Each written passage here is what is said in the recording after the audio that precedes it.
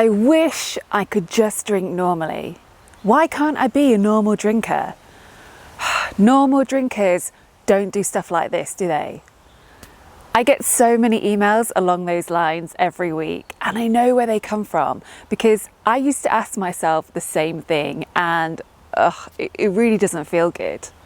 So I want to talk about this today and invite you to think about all this stuff in just a slightly different way.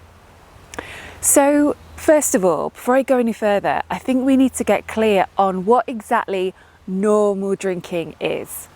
And I'm curious as to what you think it is. Because if you really want to be a normal drinker, you must have this sense of what it is and this feeling that everyone else is doing it apart from you. So, is it not drinking in the morning? I think it probably is. But apart from when you're on holiday or getting an early morning flight, because then drinking in the morning is normal. It's totally fine. So is it drinking less than 14 units a week? Maybe, but hardly anyone actually does that, right? Is it being able to just have 1 or 2 drinks and then stopping there? Maybe it's that, but when there's a celebration or an event, or we're going to let our hair down and have some fun, then it's actually normal to have more than that. And you know, everyone says a hangover is a sign of a good night, right? I'm pointing this out because there isn't really a normal here, is there? There are so many contradictions and double standards. You are boring and a bit weird if you don't drink, but you also mustn't drink too much because that's not very mature and it's weak and it's looked down upon, unless it's a special occasion when it's absolutely fine to take things much further. And you mustn't drink every day, but please be aware that alcohol is completely essential to managing the daily stress of work and motherhood. And you mustn't drink alone because that's weird. But hey, if you post a picture of that huge glass of wine on Facebook, that's totally normal and that will get lots of likes. I do not know how to define normal drinking in 2020, and I wonder if there can ever be anything truly normal about using a drug that causes your brain function to slow down, that leads to nausea, vomiting, lethargy, headaches, tremors, seizures, and even death. I really want you to think today about the evidence that you have that everyone else is a normal drinker apart from you. Like, are you really certain about that? Because when I work with women inside my Stop Drinking course, what I often discover is that their lives look great on the outside. Like, they are so good at presenting themselves as normal drinkers to the outside world. They can have just 1 or 2 in public, or at an event, or at a meal, and their friends might have no idea what's going on behind closed doors, or what they do when they're back home, or just drinking in front of the TV. It is intensely painful to think of yourself as weak, broken, and abnormal. You can't shame yourself into changing your behaviour because that rarely works. Your brain is always going to go back to that wound and keep picking at it over and over again, wishing you were normal. That's why you keep trying to do the same thing over and over with your drinking and hoping that it will just somehow be different this time. My goal with the Sober School and these videos, and certainly the work I do with clients, is to show that it's actually normal to become addicted to an addictive drug.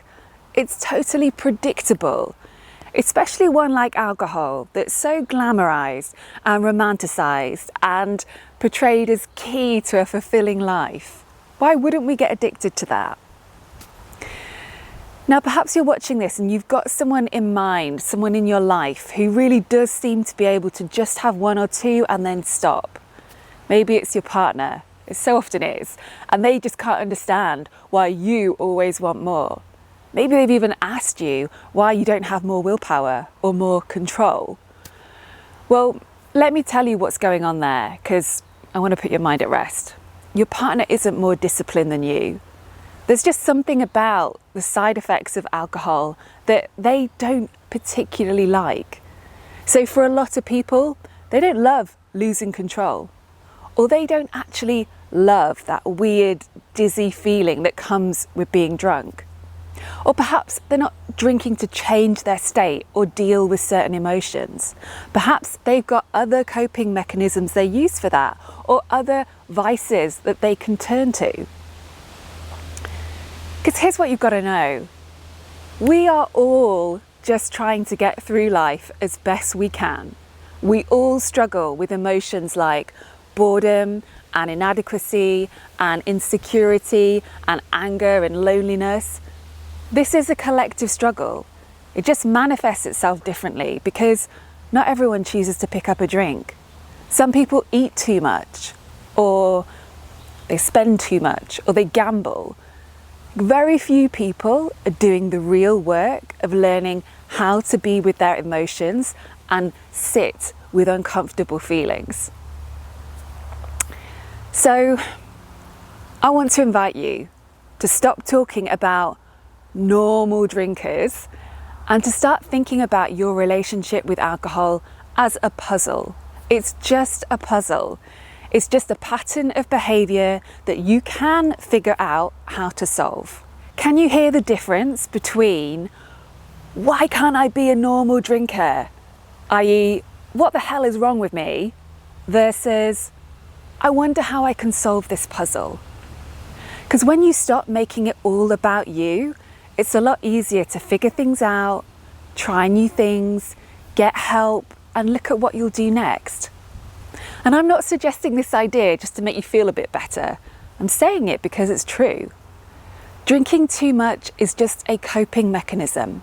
It's just a pattern of behaviour that at one point seemed to be quite a good solution for you.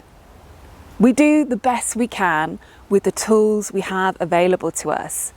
But now, alcohol isn't really working for you. So you're looking to change that, and that is a decision that should be really celebrated. So I'm Kate B. Wherever you're watching this, please scroll down and leave me a comment. Let me know how you feel about this term normal drinker or normal drinking. What are your thoughts on it? I'd love to hear from you, and I'm wishing you a very happy and hangover-free week ahead.